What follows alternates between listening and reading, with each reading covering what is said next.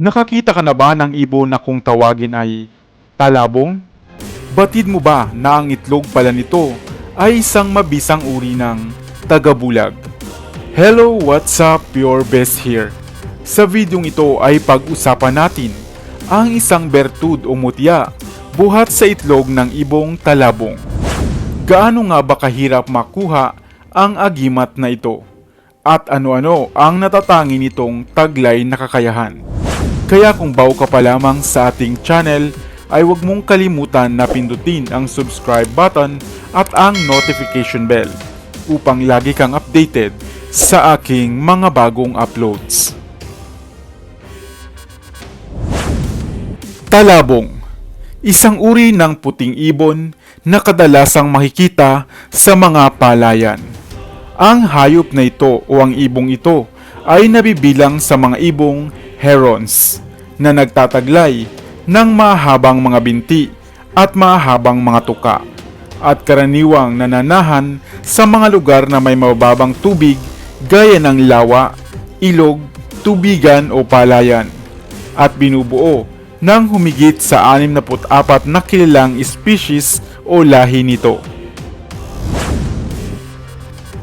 Ang talabong o egret sa Ingles ay nagtataglay ng milky white na mga balahibo lalo na sa panahon ng pagpaparami. Ang mga lahi ng ibong talabong ay napabilang nga sa mga endangered species ng mga ibon noong 19th hanggang 20th century dahil ang kanilang mga balahibo o pakpak ay kinukuha ng mga tao upang gamiting aksesorya sa mga sombrero at gawing pluma. Partikular na nga sa gawing Europa at Amerika.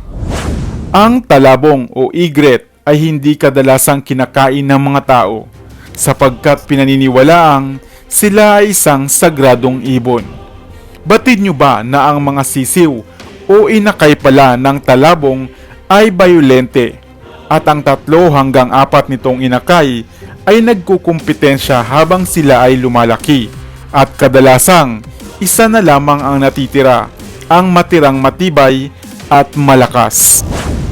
Subalit magtatanong ka siguro, lumilipad din ba ang mga talabong? Aba oo, mahina, subalit may lakas na kampay ng mga pakpak na tinatayang sa bawat kampay nito o pagaspas nito ay nakakalipad sila sa bilis na umaabot sa 25 milya bawat oras.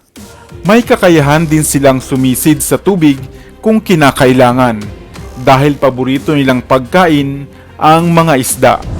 Subalit alin nga ba sa mga talabong na ito ang nagtataglay ng bertud o mutya ng tagabulag? Ito ay ang kanilang mga itlog. Dahil sa sila ay madalas gumagawa ng pugad sa mga katubigan o sa mga bahaging may tubig. Pinaniniwala ang isa sa bawat 1,000 talabong ay magsisilang o mangingitlog ng itlog na mayroong taglay na bertud ng tagabulag na upang hindi ka makita ng iyong kaaway o ng tao na may masamang tangka sa iyong buhay. Subalit papaano mo nga ba ito makukuha? Ang itlog na ito ay sinasabing invisible, tulad ng kakayahan nito. Ngunit kung ito'y invisible, papaano mo ito makukuha?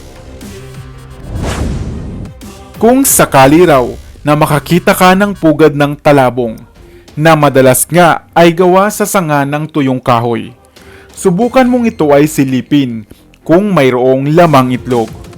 Kung wala kang makita, subukan mo namang silipin ito sa tubig o sa refleksyon buhat sa tubig na malapit dito. At doon mo lamang maaaring makita na mayroon pala tagang lamang itlog ang pugad na ito na maaari mong kunin at itago bilang bertud ng tagabulag. Kahit na ang shell lamang ng itlog na ito ay nagtataglay na rin ng tagabulag, maaari mo itong ilagay sa pulang sisidlan o tela at parating dalhin upang gawing proteksyon. Subalit di gaya ng ibang mutya, ang itlog ng talabong ay maaari mong makuha kahit hindi mahal na araw o Biyernes Santo. Tanging kung ikaw ay papalarin lamang na makasumpong nito. Madalas nga itong pinagkakainteresan ng mga pulis o sundalo upang magamit nila sa kanilang linya ng hanap buhay. Ikaw, nais mo rin ba magkaroon ng bertud na ito ng ibong talabong? O mayroon kang kakilala na nagtataglay na pala ng itlog na ito? Sana ay may bago kang natutunan sa videong ito. Iwan ka naman ng comment sa comment section sa ibaba. I-like at i-share mo na rin para naman sa kaalaman ng iba.